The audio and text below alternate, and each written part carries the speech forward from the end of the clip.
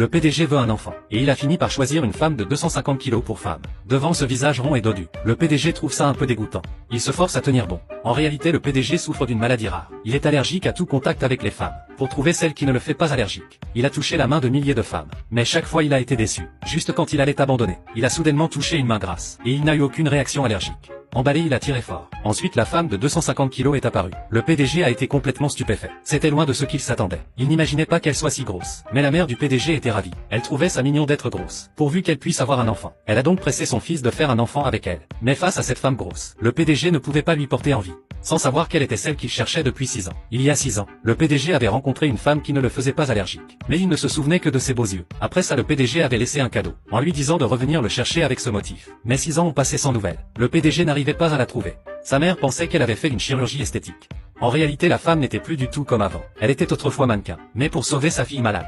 Elle a dû grossir volontairement, afin d'avoir assez de sang pour aider sa fille. Un jour, elle a vu l'annonce de recherche du PDG, qui cherchait une femme avec un physique particulier. Elle a cru que le PDG avait besoin de sang, et comme elle n'avait pas assez d'argent pour l'opération de sa fille, elle a décidé d'essayer, sans savoir que le PDG ne cherchait pas du sang, mais une épouse qui ne le faisait pas allergique.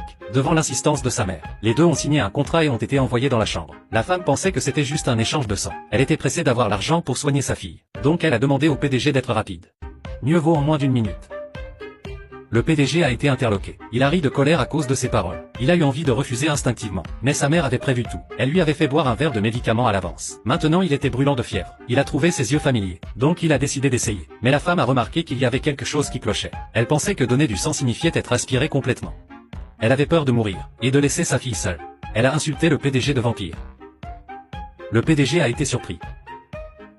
Ça l'a rendu triste. Il a montré le contrat de mariage à la jeune femme. C'est alors qu'elle a compris ce qu'elle avait signé. Et la mère du PDG lui a demandé son avis. Pensant à sa fille qui avait besoin d'une opération urgentement, elle a accepté. La femme a dit que sa fille était gravement malade, et avait besoin d'une opération tout de suite. Elle avait besoin désespérément d'argent. Elle acceptait de respecter le contrat.